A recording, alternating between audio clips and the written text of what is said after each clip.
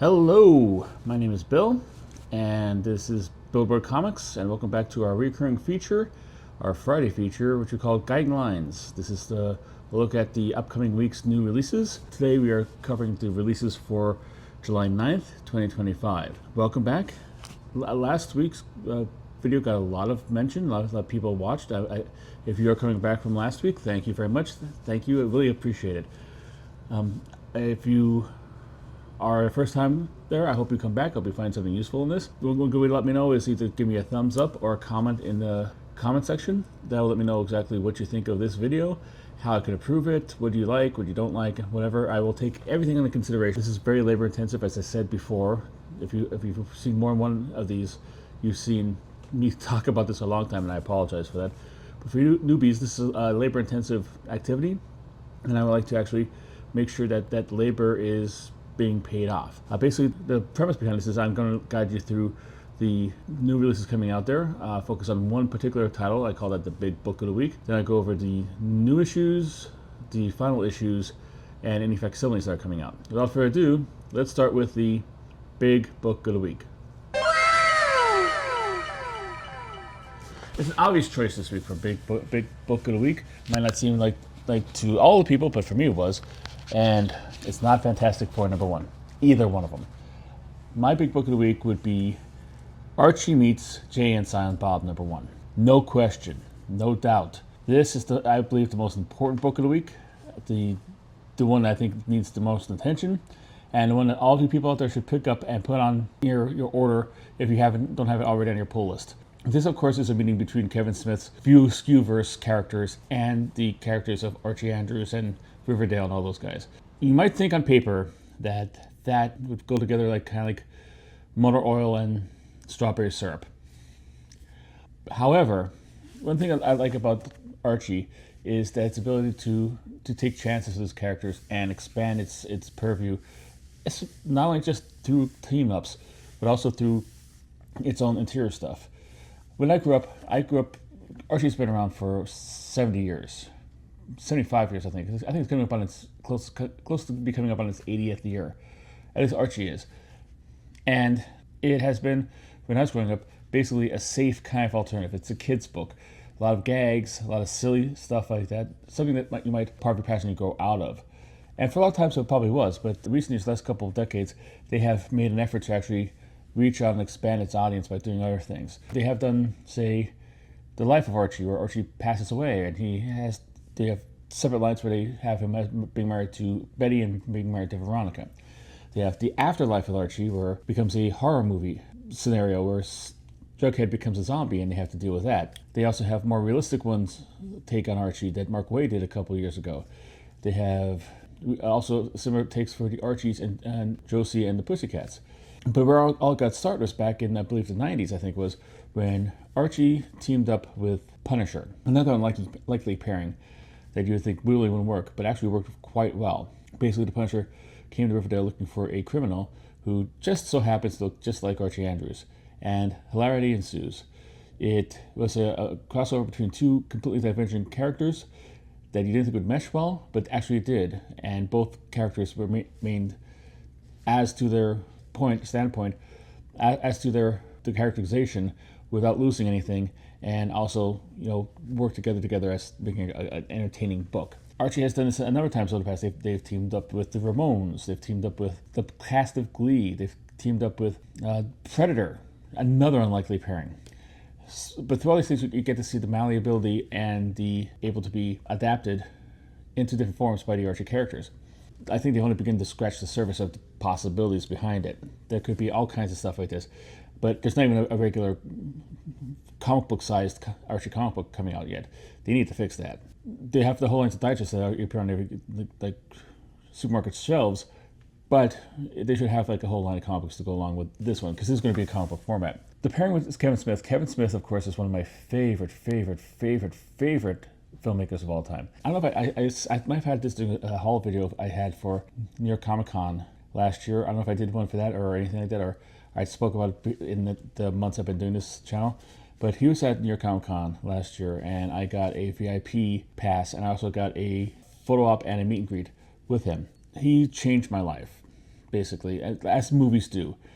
I'm not saying like, like it was a grand sweeping change. Like, I've, was blonde haired and 90 pounds and he turned me to this.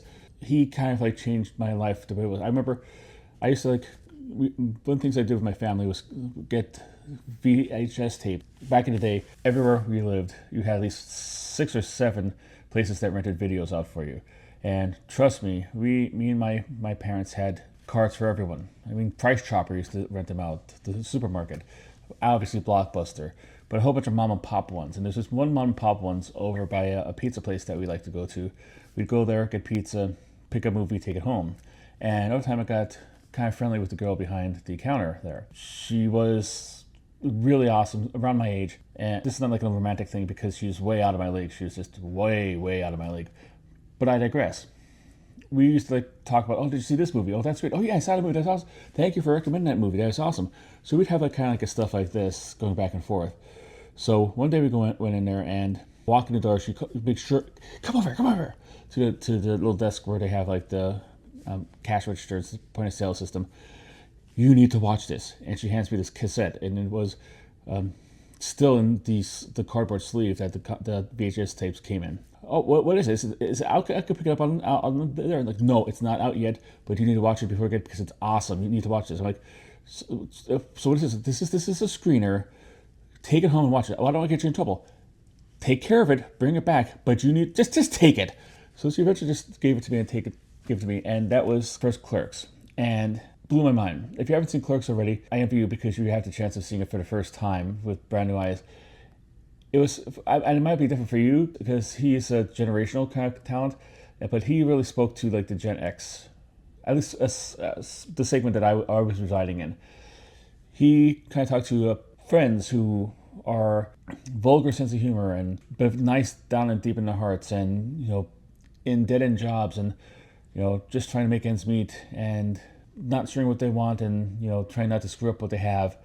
And it's revelatory, and it blew my mind. I don't remember the woman's name. I wish I did. I wish I thanked her. But if you somehow are coming across this and you're watching this and you remember this story from your end, thank you very much. I appreciate that. But from that point on, I was a Kevin Smith fan, stan, if you will, to quote the Eminem. And I devoured everything he had: Chasing Amy, Dogma, going into like I'm a little bit behind because usually the TV's occupied by my teenage daughter, and having her see songs like Jay's rap from Jay and Silent Bob Strike Back. She's getting to the age where she could probably appreciate it, but I don't really want to push the button too quickly on that one. If you know, you know. But however, like I've been following like Red State, a great change of pace for him, an awesome movie. I recommend also, if you are a fan and are holding off on it and saying like, this doesn't sound like Kevin Smith, do it. Don't hold back. That's a really great movie. But also, I was a fan of him in his movies, but also he is a comic book geek just like me. And he did a whole bunch of comic books. He did like Daredevil, he did Green Arrow, he did a couple Batman miniseries, The Riding Gear and Cacophony. He's been doing like quick stops, kind of tied into his greater View Skew-verse. Skewniverse. View Skewniverse? I don't know how it's pronounced, but like the View Skew universe. And it's always great. And I was able to tell him like all the stuff. Like I just opened up with this when I met him at New York Comic Con. I got a picture of him, and it was awesome. It was great. It was one of my favorite experiences from that con, from any con actually, really. When I heard that he was going to match up with Archie Comics, I was super excited. Now I'm on the publicity review list for this. I have not gotten a review copy of this for you from this yet. I don't know if I'm going to. I might not, because why would they? Because there's enough audience there that you don't need to have reviews come in to sell this book. But I've already have it on my pull list. I have every single copy. Like I said, I'm not really big in variants. I said it once, I said it 1,000 times. But however, except in special occasions, and this is a special occasion, I want to get like all the ones. My local comic book shop, as you'll see here, because there's so many variants on this cover, but hopefully they'll make enough off this to like be able to stay in operation for another year or two. So more power to them. I'll take the 35 retail exclusives, just so I could have Archie around for a little bit longer. This is kind of in my wheelhouse right there, and I'm just amazing to see how it's going to be. I don't have anything like previous except like what Kevin Smith posted online and what I've seen on various like previous websites and stuff like this. I think the premise is like that Archie either moves into New Jersey with where the Clerks characters live and the View Skew universe characters live, and it's kind of like the two towns mesh together. I don't know if they become neighboring or whatever, and he gets a job in the Quick Mart, and hilarity ensues. One thing I do have to point out to everybody who is thinking about getting this, and like, wow, I like Kevin Smith and my daughter likes Archie. This might be a good bridge series for me and my 7-year-old daughter. No, don't. This is for mature readers only. And the preview that Kevin Smith put on his social media, there's like 4 pages and there's like 16 F-bombs in it. Just to let you know what you're getting into. So don't go in there thinking this is going to be a typical like all ages Archie book as Archie books typically are. This is going to be a more adult featured. But let me break this down for you. It's going to be $7.99 for 48 pages. It's going to be one shot. Again, I'm not a big fan of price point. I've complained about this in other things, but then again, it's like going to one of my favorite creators and comic book company with a big history, so I will overlook it this time and not rant in it as much as I do for other ones. It'll be written, of course, by Kevin Smith. Art will be by Fernando Ruiz. That he'll be doing pencil art. Inking art will be by Rich Kozlowski. Colors will be by Matt Herms. Letters will be by Jack Morelli. And the cover will be by Fernando Ruiz. Now let's go into the variant covers. There is a bunch. There's 44 variant covers all together. 45, I think. Sit tight and, get a drink of water. And hopefully I don't lose any of you guys there. If you did, thank you for stopping by. Hit like, subscribe because you might do that. Or just kind of like fast forward on the video until you see the baby's head. And this way you don't have to go through my listing of all the variants. But if you're interested in variants, I'll let you know all of them right now. All right, there will be 7 open order variants. In case you don't know, open order variants are stuff that you could most comic book stores just order for you. You could have him hold from your pull list, and he'll just hold there. They don't get have any kind of qualifications on what to get these covers. They can get as many as these that they want, or as few as they want. This cover B will be by Fernando Ruiz. It's going to be a Clerks poster variant. It's going to be in black and white and look like the Clerks poster. Cover C will be by Francesco Francavilla. This is the artist who did the aforementioned Afterlife with Archie. Cover D will be by Phil Hester, a man who worked with Kevin Smith on his run of Green Arrow. Cover E will be by a variant by Dan Parent, quite a legendary Archie creator himself. Cover F will be by Ty Templeton. Cover I will be a Fernando Ruiz foil. Cover J will be also by Francesco Francavilla. There'll be 2 incentives.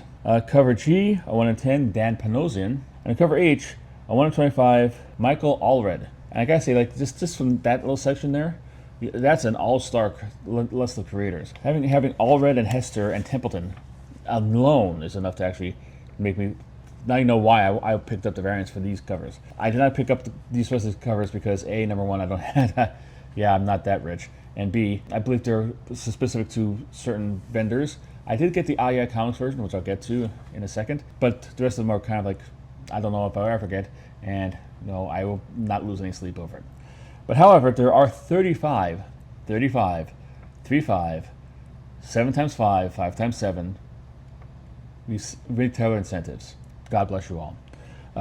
Starting off, 3 Alarm Comics has a Stephen Butler variant. The Archie Comics web store has a Fernando Ruiz variant. IA Comics, my local comic store, has a cover by Franco. Franco is a really great guy, really great artist too, really great creator. He's a part owner of the store, so yeah, that's how they got him. He's worthy of a pickup or a follow, whatever, if you so choose. If you're in Harrison, it's Halstead in Harrison, and they really want to pick it up, go check it out. It's beautiful. Blackbird Comics and Coffee House has a Jim Rugg variant. Buy Me This has 2 variants, both by Kevin Smith, one a regular variant and one a black and white variant. Capcan Comics has an Andrew Thomas variant. Comics The Gathering has a Justin Hunt variant. Cowabunga Comics has 2 variants to their name, both by MJ Harden, one regular, one foil. Fantasy Realm has another variant by Andrew Thomas. Golden Apple Foundation has a Bill Galvin cover. Heroes Corner Comics has an Ivan Tal wraparound Virgin cover. High Horse Comics has a Suspiria Vilches Virgin. Incredible Conventions has a Dan Parent Variation A and Variation B variant cover, so they have two to their name. Jason Turner Web Shop has a variant cover for this issue. Jane Silent Bob's Secret Stash has a Chris Campana variant. That is the, in case you didn't know, if you know, you know, but if you don't, let me tell you. That is the comic book store owned by Kevin Smith. It's in Red Bank, New Jersey. I believe it's still in Red Bank, New Jersey. Worthy of a visit if you're on the East Coast. There are videos out there that have tours of it, so you can take a look for yourself. Jetpack Comics has a Matt Talbot variant, two of them done by Mr. Talbot, variant A and a variant B. Nowhere Comics and Games has a Brianna Garcia variant. Nefarious Comics has an Andrew Thomas variant. Andrew Thomas very busy in the whole retailer variant. More power to him. I hope he made a good coin from this. Oh, I skipped a one. I'm sorry.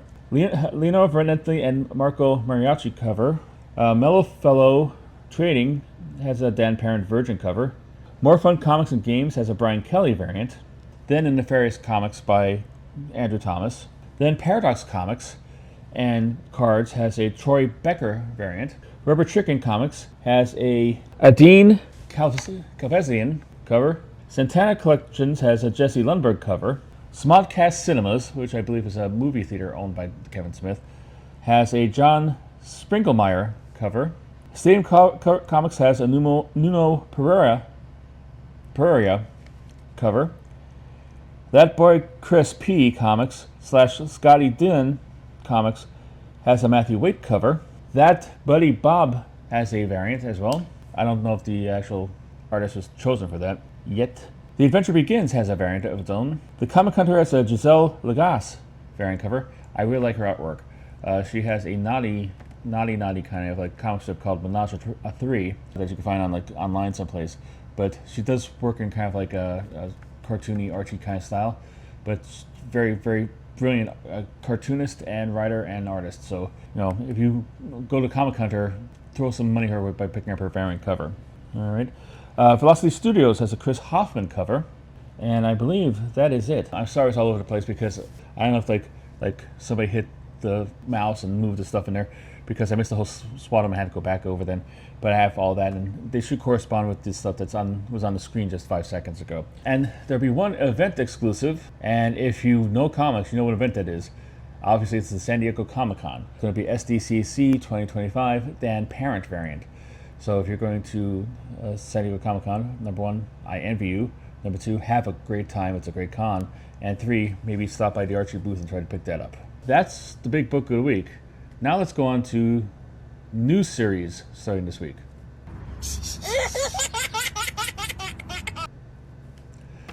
Going to start off with Marvel.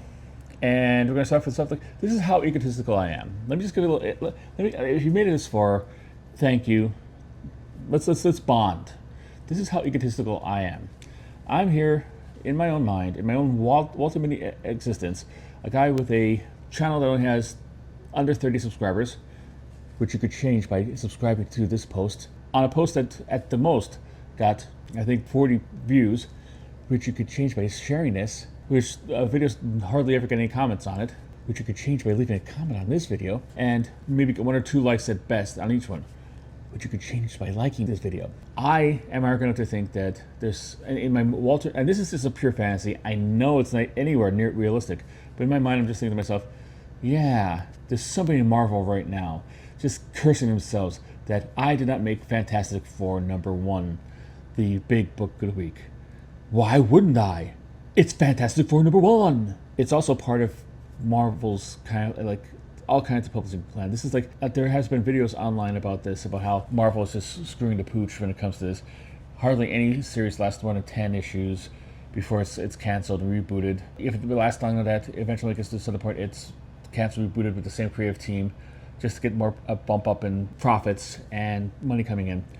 And it's just become like people are starting to get a little bit wary of it. I wish I could remember the video I saw about this. He went deep dive into this about this and how like Marvel's strategy. This is basically it's. Well, let me go through the creative so I can tell you a little bit about it. It's $4.99 for 32 pages, and it's going to be an ongoing.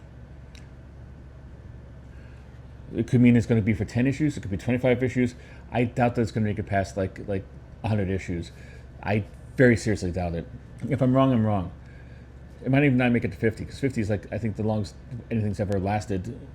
I think that's the Immortal Hulk lasted to 50, and then it was canceled and rebooted. It's written by Ryan North, who wrote the previous installment of it that just ended like last month, I think, a couple weeks ago. He has a new artist on there on pencils, Umberto Ramos. Inking will be done by Victor Olozaba. The covers will be by Edgar Delgado, and letters by Joe Caramagna. This, ladies and gentlemen, is a two-part thing. That why Marvel is doing this and saying this is number one. A new number one. It's an attempt to actually they always do this for the things to get a little boost on the circulation by selling a little bit more extra money because it's a number one issue. Number one issues sell more because more people. It's not because people jump on it hoping to read a new book and get a new book to have there. They just want to put it away and hopefully it increases in value because number one issues seem to increase in value across the board. But it's also started at this month of all, obviously, because there is a new Fantastic Four movie coming out this month. If this is news to you and you're watching a comic book website, I don't know what to say. It is happening. It's coming out, but they want to have a brand new number one Fantastic Four out there. So if people come out the theaters and there's a comic book store like right across the street, wow, I'm so Jones to watch this movie. I'm so buzzed. I'm so hyped. I'm going to go over. I want to get a comic book by that. But I don't want to get a comic book that has 35 issues. I want to get a comic that's a number one issue. And so I could jump in on the ground floor and it'd be whole brand new and it'd be great. It'd be awesome. And this is what it's there for. Hoping that'll help there. I doubt it's going to, it might have it. I thought it was going to be sustainable because this is just a continuation of the last series. So it's they're still going to have to deal with having to explain a whole bunch of stuff just to get people up to speed. The whole concept has been around for 65 years. It's not easily accessible no matter how thin you slice it. But that's the reason why this is getting started with number one, and the number one's coming out now. I'm sure most of the people out there already, yeah, we know, duh. But in case you didn't, just putting it out there. They're supporting this with a whole bunch of variants. If you like variants, Marvel heard that you like variants, so they're putting variants on your variants. So there's a whole bunch of variants this week. So it's a relatively short week altogether. So not a lot of books, but a lot of variants. Yes, bring your wallet to the newsstand or the comic shop. There'll be 11 open order variants. One by Alan Davis, one by Alex Ross, one will be blank. One would be by Cliff Chang. One would be by Ji Young Lee. One would be by Leonardo Romero, a Retrovision cover. One by Lorenzo Pastovecchio, a Disney What If cover. I think it's a cover of when the Disney characters like Mickey and Minnie redid the whole Coming of Galactus story arc. What if? So they're just repurposing that comic cover, I guess. I don't know if that was even existed, but it's a cover based on that. Mahmoud Aswar, foil. Annette Ease Games Marvel Rivals variant. Ryan Meandering, Marvel Studios variant. He's the guy who does a lot of the production design artwork for the Marvel Studios films. And a Scotty Young variant. A pretty good, accumulation of talent on that. So, again, really good. There'll be 5 incentives. 1 in 25 by Claudio Castanelli. It's going to be a wraparound. There'll be a 1 in 25, Jerome Opena. 1 in 50, John Buscema remastered wraparound. A 1 in 100, Lorenzo Pastovecchio black and white Disney What If version. It's a black and white version of his open order cover. And also another remaking of open order cover. 1 in 200, Ji Young Lee version of his open order cover. And not to make Archie feel left out with having retail exclusives, we are going to have 2 retail exclusives, 3 actually, from 2 different organizations. There will be 2 from 616 Comics / Comic Traders, great people, / PCP Hobby, both done by Shannon Mayer. It'll be 1 regular cover and 1 Virgin cover. And the third variant will be from Sad Lemon Comics / KRS Comics, and it'll be a Gabrielle Delato cover. And if you're going into your local comic book store because you want to get on some of that Fantastic Four number one goodness, or you're sending somebody in for you, make sure you let them know exactly which Fantastic Four number one book you want. Sounds stupid? Sounds crazy?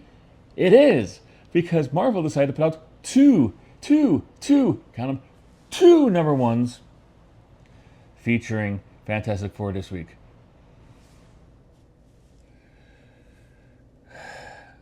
Yeah, if we put out 2 number ones, they'll buy one, but they want to buy the other one. So they buy the one, they'll read that, they'll love that, they'll add to their pull list, and they'll get it for the rest of the time, and then they'll come back and get the other one, love that, put it, and we have lifelong viewers for those 2 books. until we decide to cancel them. Well, actually, one of the two is a one shot, so there's not going to be nothing coming there. It's going to be Fantastic Four First Steps #1. This is going to be a story that's taking place in the continuity of the movie that's coming up. Just so everybody knows, sorry about the cowlick. My hair is getting to the point where it's starting to grow in, and it's growing in bad. $4.99 for 32 pages. It's going to be, as I said, a one-shot. Writing by Matt Fraction, art by Mark Buckingham. That is a great team. I would love to see them on anything else besides this book. That sounds catty, but... letters by Joe Caramagna, and the cover will be by Phil Noto. So this is basically, like I said, taking place in the actual storyline of the movie. So it's going to be basically a story taking place, I guess, in their origin or adding to it. This is probably the people like most people would gravitate to if they are coming into the comic book store after the movie is, to pick this up because it ties into the movie. However, like, why would Marvel do this? Why would Marvel not only just have two #1s for Fantastic Four in the same month, but in the same freaking week? I mean, I am a hardcore comic book collector. If I had to say, hey honey, can you go there? Can you pick up the Fantastic Four? Not the Fantastic Four First Steps, because that's a different one. I want the Fantastic Four #1, written by Ryan, and like, she'd just like glaze over and say, get it yourself. Why would you do this? Like at least put a week between the two of them. Have the First Steps come out like the week the movie comes out. So it's like closer to the movie.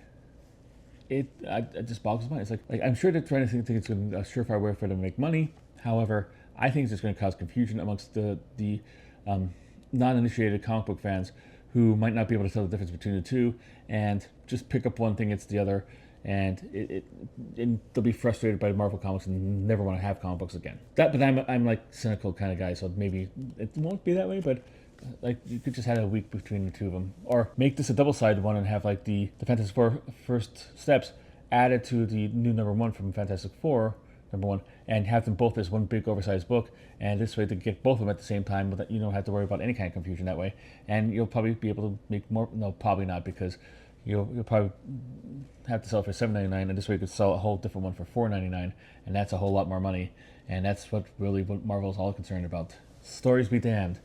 We just want to do something that gets a lot of hits on social media and in the news markets, and gets all the collectors, speculators going with all like our $50,000 numbers of variants and a whole bunch of new #1s every 6 months. Old man yells at Marvel's publishing scheme.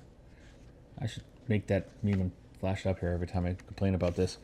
All right, there'll be two other covers for this issue because why not? One by Mark Buckingham and another one by Phil Noto. Now, as before, I get these information from the League of Comic Book Geeks website, invaluable source of knowledge and information, stuff like this. Very interesting community there. They often kind of like leave a lot of like interesting comments and informative comments on all these little blurbs. They also have a way you could rank your comic books. You could do a virtual pull list and keep track of your comic books and let you know what comic books are coming out each week, which I think is a great service. So yeah, it's I think it's well worth a look at.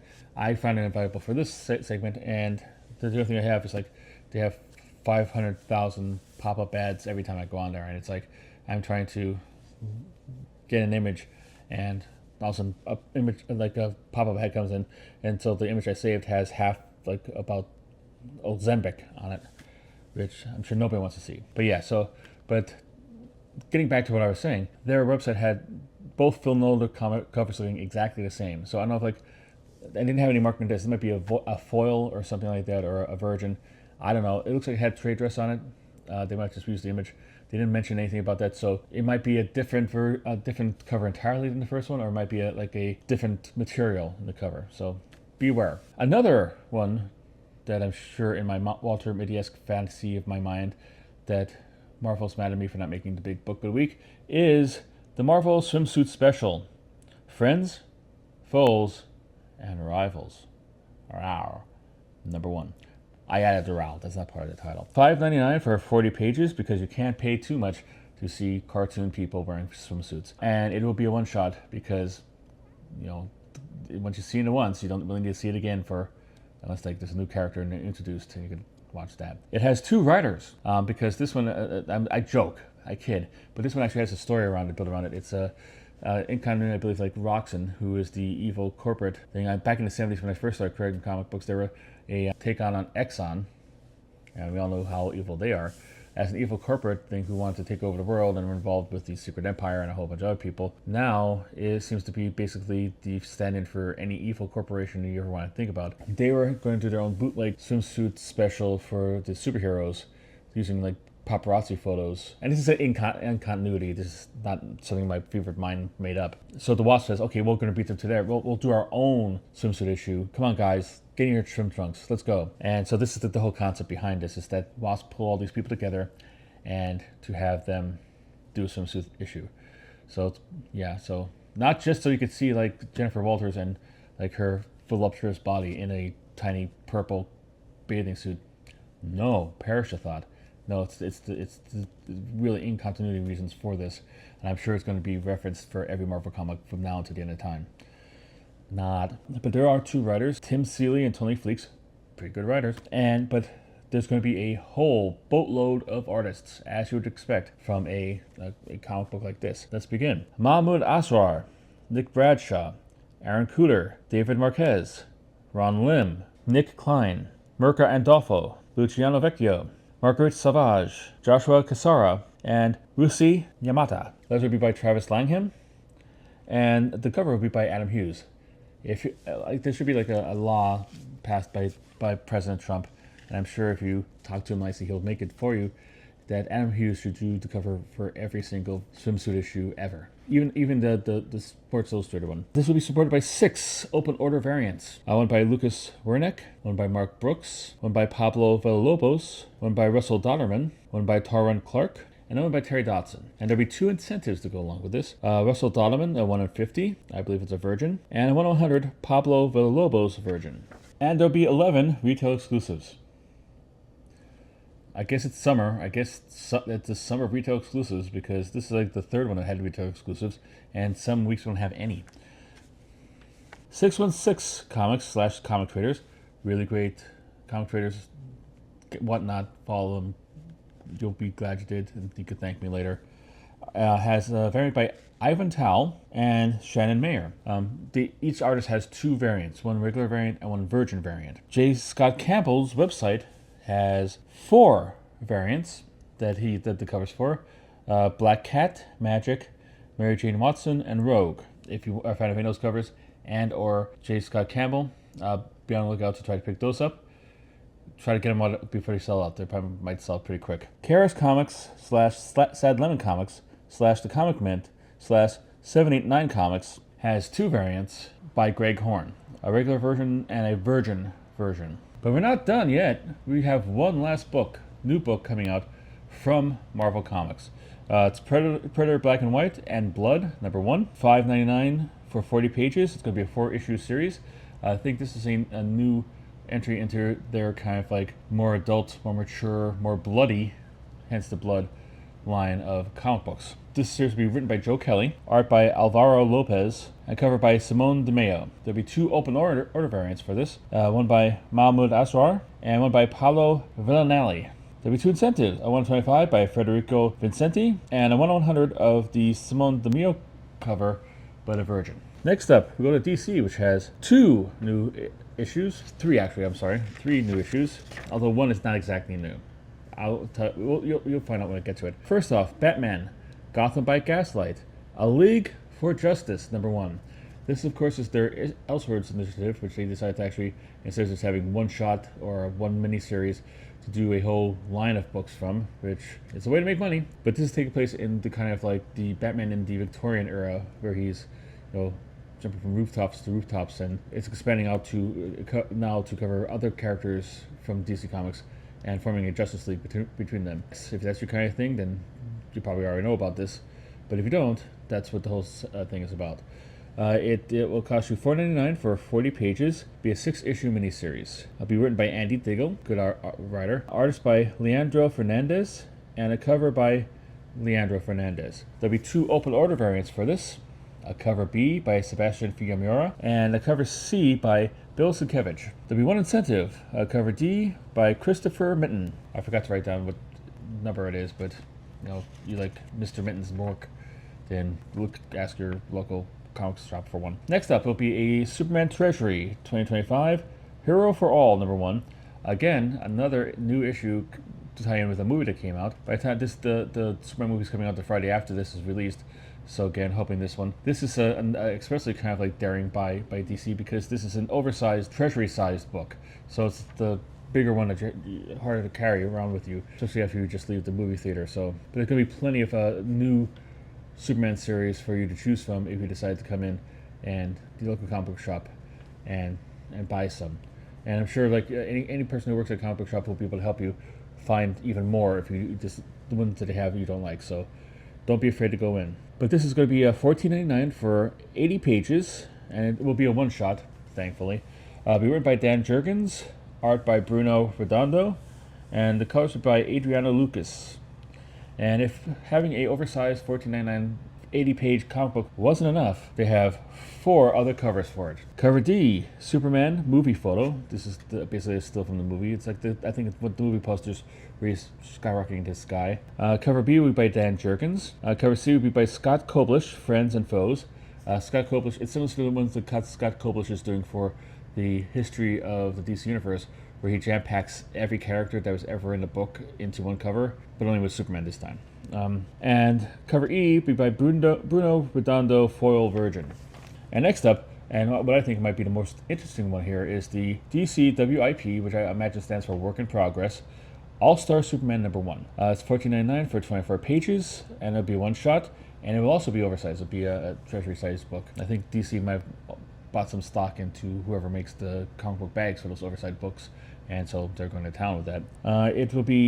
It's going to be reprinting All-Star #1, but in a bigger size and just black and white artwork. So it'd be lettered, so you could actually follow around with the actual story, but you'll be able to see Frank Quitely's artwork bigger than it's ever been, so you can just take it in and marvel at it. But as such, it was written by Grant Morrison, art by, of course, Quitely, who was inked by Jamie Grant, and there's letters by Phil Balsman, and the cover will be by Frank Quitely. So it's a black and white version of the first issue of that, so you could get a good look at their beautiful, beautiful artwork. And DC, for some reason, did not have any alternate covers for this one. Going to the independents, we have Ahoy Comics. Ahoy Comics seems to be all Toxic Avenger all the time now, and for some of you that might not be a bad thing. That would be a good thing. But this time it's Toxic Avenger Comics. Looks like his actual regular series instead of having a team up or pinups or whatever. Be #1, $4.99 for 32 pages, and it's an ongoing series. Be written by Matt Bors, artwork by Fred Harper, and cover by Fred Harper. Matt Bors, I believe, was like a editorial cartoonist. I don't know if he did. It was a Tom the Dancing Bug or something else. But I think it was an editorial cartoonist, and he's like retired from that and is now doing other stuff. So I don't know if that's the same guy, but I could be wrong, and I probably am. There'll be 3 other covers to support this.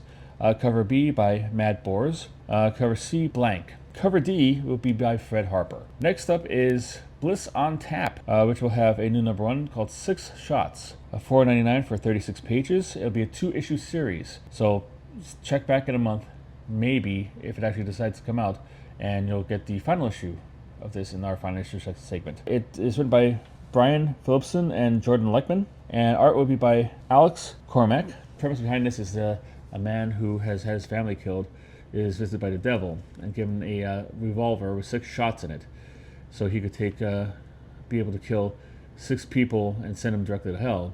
And when he does all that 6, who are deserving, of course, which I guess is the catch of the narrative, if he does all that, he gets the information on who killed his family, so he could take his vengeance upon them. Pretty interesting concept, I think. So, might be worth a pickup if your local comic shop has goes heavy onto indie books. A lot of people don't. Some don't, but they do. Keep an eye out for it. Next up, IDW, which is doing a new installment of the cult series, Beneath the Trees Where Nobody Sees. It's a serial killer story about a anthropomorphic bear, and it looks like it's drawn or painted or whatever in the style of like a storybook. Give it to the child of the people you hate. This one's be Beneath the Trees Where No One Sees, The Rite of Spring, #1. Apparently this is like one of the victims from the first series. It takes place in the future. It takes place, the original took place in the 80s, this takes place in the 90s, and the one of the like I think the son or daughter of, I think the daughter maybe, of the person that the bear killed in the last series, has figured out who he is and who she is, I believe, who she is and where they live and all kinds of stuff like this, and is coming to enact vengeance, and they have to deal with it. Why am I saying he? I think the character is a female. I didn't read the series, but the solicitation I think points out that the bear is a female. I'm sorry. It will be $4.99 for 36 pages, and it will be a 6-issue miniseries. Writing, art, colors, and cover will be by Patrick Horvat, with letters by Hassan Atzman Elhal. Another one I looked up, because I've had trouble with that gentleman's name, and I apologize for that to you, Mr. Elhal, for a long time, and just finally I had the brilliant idea, because I'm slow of mind and old and getting decrepit and my mind's going, to actually, well, maybe I should look on the internet to see how you pronounce this person's name before I actually do this forward.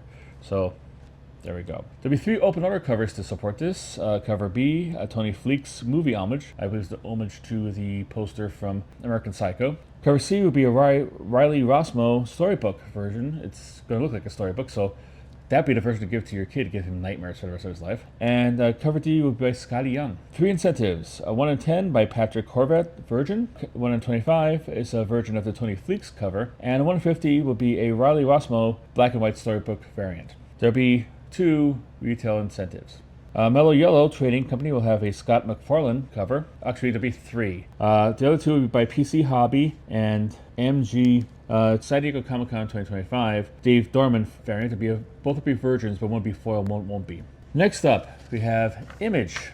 They have the one new issue coming out called The Unchosen. It'll be $3.99 for 32 pages. It'll be a 4-issue series. It will be writing and art by David Marquez, and he's also going to do the cover. Colors by Marissa Louise, and letters by D.C. Hopkins. There'll be 2 open order covers. It will be cover B by David Marquez. It will be a blank cover, so you can get a drawing on it. 2 incentives, a cover C by Peach Momoko, and a cover D, the same cover but a Virgin variant. I believe this series is going to feature a girl who wakes up in a city that's partially destroyed, and she's at fault for it, and which brings her to the attention of a whole bunch of people who want to take her into custody. Some because they want to use her powers against other people, some people want to help her, and she has to try to figure out which is which. Again, pretty interesting concept. Next up, Mad Cave. They have a series called Wild Animals coming out. $4.99 for 32 pages. Be a 5-issue limited series.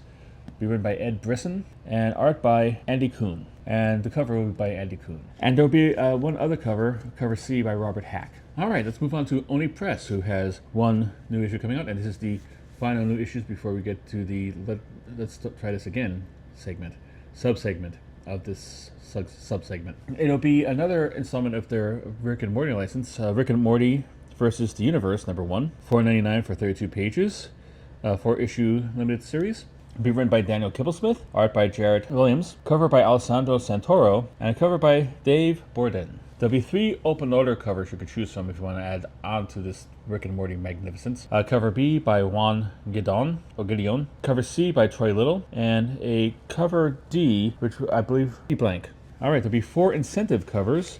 Cover E, a 1 in 10 flops, connecting variant. Cover F will be a 1 in 20 by Tom Fowler. Cover G will be a 1 in 50 by Jared Williams. And cover H will be a 1 in 100 by Rian Gonzalez. And yes, there will be a retailer exclusive, PC Hobby, by John C. Lyman. I wonder if all these retailers actually realize they're all going to come due this week. Like, yeah, we have 50 variant covers that come in there. It's going to spread out all over the month of July. Gets invoice. They're all coming out on the 9th, and you have to pay us $11 bazillion. What? My mind goes places that's scary even me. But yeah, so that's the end for the new books. But let's go to let's try this again. Again! In case you don't know what this is basically items that have appeared in this video series, but in earlier installments. They're supposed to come out sometimes a quarter of a year ago. And if you've been following along with this, you know which one that is. But this is stuff, instead of going through the whole thing about telling you who the artists are and all the variant covers and putting them all up there, I'm just going to tell you there and reference the original video so you can actually go back there, because some of these might not be the actual publisher's fault. There's been a lot of turmoil in the whole world of distribution, but there might be actually like something might have been a fault. So I shouldn't give them like more press for stuff that didn't come out because they didn't get it out. What's strange thing about this is that it came to, because like basically like when I look at this, I sort the whole thing on the side because they give like options to do that. I sort by just only number ones, and then go through the publishers one by one, and they have the publishers ranked by number of books put out and then by alphabetical order. And a lot of companies only put out one issue. As you could tell from the last couple months, only one new issue for the whole week. There's a long list of stuff like this, but how it happened this week, the last 4 publishers alphabetically in this list are 4 who had books for this segment. Books that were solicited like weeks ago and are now being re-solicited again. One is our perennial favorite. I saved that for last. The rest I'm going to go into alphabetical order by the publisher. Starting with Neverland, Songs of Eternity #1.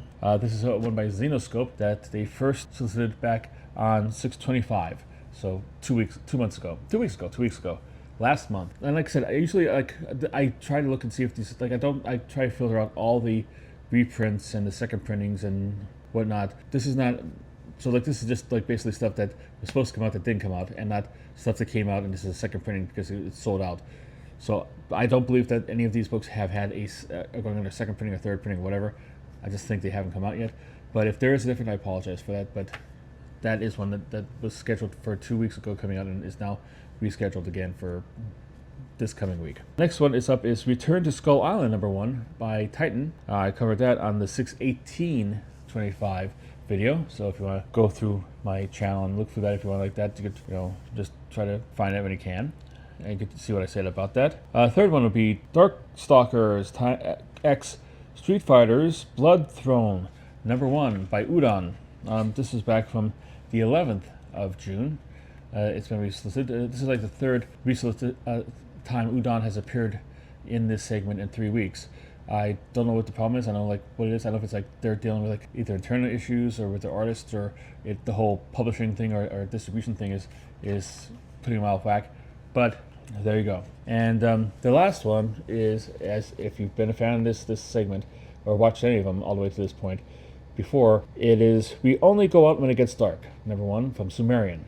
This I originally covered back in April. Yes, April, the 4th month of the year. 3 months ago, April 2nd, 2025. So it's actually 3 months and a week.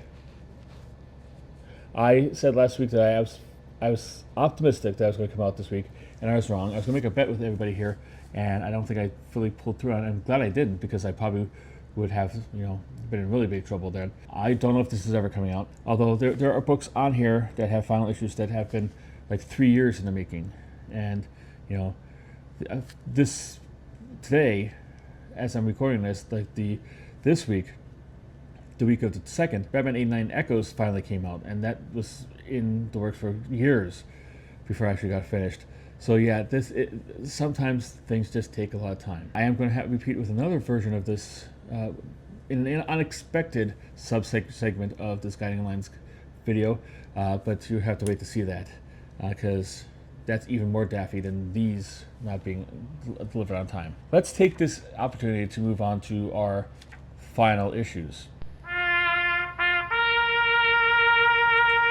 Okay, we're going to start at Marvel, which is ending Doctor Strange of Asgard with #5, $3.99 for 32 pages. Written by Derek Landy, art by Carlos Magno, colors by Eldon Guildenstern, and the cover will be by Jeff Shaw on art and Arthur Hall on colors. This seems to be it probably is a little bit of the cancel to restart with new #1 kind of thing, but it's also coming to them because it's a kind of a tie-in to the One World Under Doom storyline that Marvel has been just coming out of. So that's coming to an end. So this is, of course, all of its auxiliary series are coming to an end. We've had a number already canceled end already in previous weeks. So this is that kind of like attrition kind of thing. So that's why it's ending. So don't expect it in your pull list, if you had it in your pull list, after this week. Dark Horse is bringing to a close The Magic Order 5, #6. This is a natural end to it. It's not like they're not being canceled. It was a 6-issue miniseries. But it's the 5th miniseries that took place in Mark Millar's universe. He at $4.99 for 32 pages. Mark Millar will be writing it, of course. Art will be Matteo Bavagni, colors by Giovanni Nero, letters by Clem Robbins, and the cover will be by Matteo Bavagni. Buffgni. This, of course, is part of like Mark Millar's greater Magic order kind of thing. There have been 5 miniseries. This is the last of it, and also this is the last issue of the last series, but it's also, I think, the wrapping up of the entire concept. This is, from what the solicitation makes it sound, Millar is done with this whole concept. This is the last one he's going to have. It's, you don't have to worry about it coming out later unless he gets an idea in the future and he wants to add to it. But yeah, so that's what this is. There'll be one other cover. Cover B would be a Matteo Bavagni, black and white. And that's not the only one ending from Dark Horse this week. It's going to be The Assassin's Apprentice number 2, number 6. I believe it's the second series of The Assassin's Apprentice, but it's going to be issue number 6 of this second series. $3.99 for 32 pages. Story by Robin Hobb, which leads me to believe that this is some kind of maybe fantasy novel thing that they have adapted. I'm not big on Miss Hobb, so maybe you could correct me on that. If that is her pronoun, I'm sorry. It's adapted for comic books by Jody Hauser, art by Ryan Kelly, colors by Jody Belair, and letters by Hassan Atzain El Hal. Cover will be by Anna Steinbauer. A Boom is coming out with one of their popular concepts. Everywhere I go, everybody talks about this, says that they really love this concept. So a trade paperback is probably going to be imminent, coming out relatively soon. So if you don't mind, if you're looking for stuff, you have a perfect chance to actually save up and get the actual full trade paperback, collecting the whole series. It's Uncanny Valley number 10, $4.99 for 32 pages. Written by Tony Fleeks, art by Dave Wachter, letters by Pat Brosseau, and cover by Dave Wachter. There'll be one open order variant, cover B by Tony Fleeks, and one incentive, cover C, 1 in 10, a virgin version of the Dave Wachter main cover. Next up, we have another book that has been in publication for waiting 3 years to end for only 3 issues. So imagine hitching your trailer to that kind of star. It's going to be Greenhorns number 3. It's going to be $5.99. Written by Mike Rosenwig, art by Marlo Lone, cover by Attila Fabio on art and Pete Pantores on colors. And there'll be one other cover, a cover B by Attila Fabio. The first book of this came out in 2023. Second one came out in 2024, and now this is the final one. And doing my research for this, even though it's on, I include it because it is as part of the whole League of Comic Book Geeks is coming out on this week. But I researched trying to find out like the deal about like what the page count was because I couldn't find it. I went on the previous site and it said this book is actually coming out in August. So this might appear on like another Let's Do This Again segment in the future, because this might not actually be coming out next week. So if you've been clicking this and thing, don't get your hopes up too high that you might actually be done with your obligation to this title and this series. You might have to wait a little bit longer. This looks interesting. Next up is an issue of note, which is also quasi a Let's Do This Again kind of thing. It's from Titan, Cybersport Conan number 9. Now, back on the 18th of June, I posted that this was going to be the last issue of the series. I remember it being solicited for like a limited series. I thought it was a 6-issue limited series. I thought they expanded it. Number 9 was on there, and they had no other future solicitations for the magazine on the website. And so I thought, okay, well, obviously it's going to come to a close.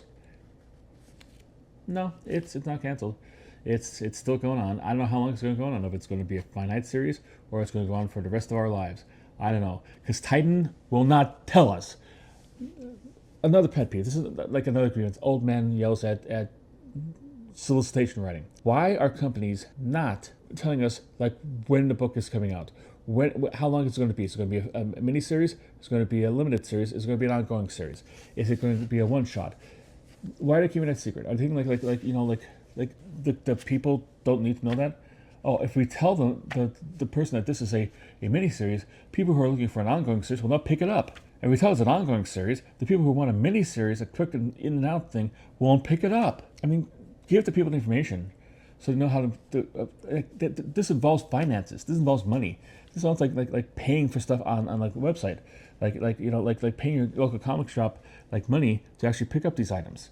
So you have to budget. It's not like everybody has just let's take as much money as you want off me. I don't care if this is a miniseries or an ongoing series. I don't care because money doesn't matter to us. Everybody who collects comic books has, okay, not everybody. Certain people might be so independently wealthy that they could do that and just like buy anything and they don't care whatever, and they might even not notice if a thing is canceled or not. But for a lot of people who have budgets, they have to work around stuff. I'm like this. I have to budget my finances accordingly. I add comic books on when comic books come off. I'm sure a lot of people do this. I'm sure more and more people, as the economy still gets worse and worse, and prices keep on getting up and up, and tariffs keep on going up and up, and things get more and more expensive, they're going to have to like make these kind of like Sophie's Choice kind of decisions with this stuff. So giving them the information beforehand to say like, okay, well, this is going to be an ongoing series. Well, I can't afford an ongoing series, so I'm going to pass by it. This is going to be a mini-series. Okay, I could probably make the effort for 6 issues to pay the $6.99 for this issue. It's a magazine size, so it's relatively inexpensive for that format, but nonetheless. So like I apologize for you're expecting like a couple weeks ago for your financial obligation for this to be done. It could still be done. Just tell your local comic, just drop it from your pull list. Thou shall tighten. Oh yeah, I thought this was going to end, so we're done. I'm not getting the 10th issue, so see ya, peace out. Because this is information that consumers should know about, and they're keeping it from you. And yeah, it's me ranting about it, and you might think like, dude, you need to get a massage or something, or like maybe take a Quaalude. Bring yourself down, man, because you're getting really. The person, I guess, is from California. Dude, you're getting way out of hand with this kind of stuff. But it's just like it's disrespectful to the audience that you're trying to cultivate. That's just me. I'm a different breed of cat. That's it for issues of note. I just want to update you on that change of information from the last time, because I'm trying to give you the most accurate, up-to-date information about this stuff. And speaking of which, let's move on to the facsimiles. We have one new facsimile this week. It's from Marvel. It looks like they're going back to Fantastic Four. I think it's Fantastic Four number 7. I forgot to write down the number because I'm that God's special moron. It will have, because I think yeah, it is 7 because they did 5 and 6 in between the Galactus saga. So it looks like they're reprinting all of the Fantastic Four in order in facsimile form. It will have 3 installments. It'll have the regular facsimile that looks like it's a regular comic book. It'll have a foil, and also have a 1 in 25 with a new cover by David Yarden, if you so choose to pick that up. Like for me personally, like artwork is good. If you're a completist, getting all 3 would probably be good. But if I had a choice, if I had to choose only one, I'd choose the one that looked like the regular cover. But that's just me. And now, for the first time in forever, something I didn't think would actually apply to this sub-segment of Guiding Lines every week, we have a Let's Try This Again. Again! Remember last week? Remember when we had the whole 3 issues from Image are getting facsimiles? I thought, wow, that's a big kind of like commitment to make for 1 week. Man, I was right, because 2 of the 3 are being resolicited for this Wednesday, which by this logic means that there will be 1 coming out and 1 shuttled to the next week. Place your bets which one is which. Yes, Witchblade number 1 and Revival number 1, their facsimiles will be coming out supposedly this coming Wednesday instead of the 2nd like they're supposed to. If you want to know what they're all about, the variant covers and stuff like this, you can go back to last week's video and check it out. I am not going to keep on shilling facsimile for Image if they can't get them out on time. And I complain about like the people like it taking 3 months to get we only go out when it gets dark to get that coming out. But that involves some kind of creative process. Done by an artist writer. Maybe he's having a hard time getting art done. Maybe he hurt himself. Whatever. Maybe he's doing stuff. Shouldn't be solicited. Shouldn't be put on like the new releases is coming out next week. Don't fool people like that. But at least that it involves like something that could happen that could impede the progress of it coming out. Facsimiles. Why are facsimiles late? Why? Why system them all for the all same week, the same day, the same Wednesday, and then we're gonna give you I Hate Fairyland. The other 2 we're gonna jetate to the next week, and you have to play a game of guess which one's coming out. What do you think? It's gonna be Revival. I think it might be Revival. I think I'm gonna save Witchblade to the next week. I was wrong before with the whole we only go out at night. Basically, you're just reprinting a comic book. if you have the master files, you have the digital files. It's basically you send the thing to the printer and it's done. I mean, like change it like a little bit on trade dress, put a new USB code on there, a ISBN code or whatever it's called. Put like a new thing on there. Put a new trade dress. Put like a new price point on there, and then ship it out. It'll take you 5 seconds to alter the front cover enough to actually make those changes, and you have a brand new file. Ship it out and have them print. Why are these delayed? Why are these delayed? I mean, maybe it's like a case they had to work out contracts with the original creators, and somebody didn't cross a T or whatever, and they had to go back and do that, and that's why it's delayed for these two. I have no idea. I don't know, but like there should not be any problem with getting these out when they're solicited. There should be no reason why these should be physically delayed, in my mind, because like I mean like if you wait like get somebody to sign off on it, you could do that over the internet. You could like do that proxy thing. You could do all kinds of stuff like this. Like FedEx exists for this reason, so you can send back and forth the same day. I don't know, but they're resolicited again. So if you're a fan of these books and you want to get these books, these number ones for your collection in facsimile form, have at it. And on that sour note, let's close out this installment. If you made it this far, I really, really, truly appreciate it. Thank you very, very much. If you liked it, please recommend it to your friends, share it, put a comment down there if you agree with me on some of my rants, if you don't agree with me with some of my rants, even though I seem like kind of like really woo-hoo, I will listen to any reasonable like discussion about this. Don't open up with insulting me or my insane hair. But you can start a discussion and we can have like a little community like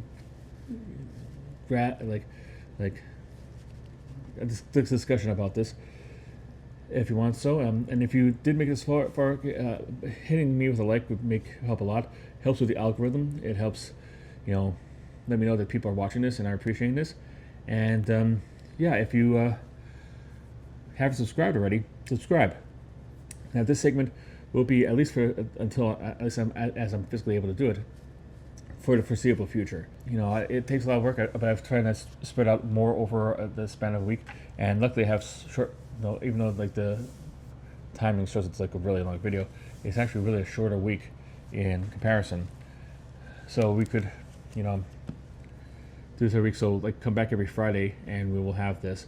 But we also have a whole bunch of other videos on here dealing with like Girlfriend's Guide to Comic Books, which is not just for girlfriends, not just for women. It's not misogynistic, me mansplaining to women about comic books. It's about helping people who want either come into the hobby or want to share their partner's love of the hobby.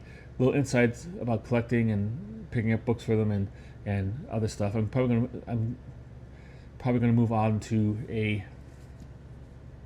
more kind of like esoteric thing about some like wider topics in the comic book field that you might need to know to keep up to speed with your significant other and their friends and stuff, in case you want like the conversation breaks out at the comic book store instead of you just sitting around looking at your phone or tapping your toes and looking at your watch. You could actually try to actually keep up and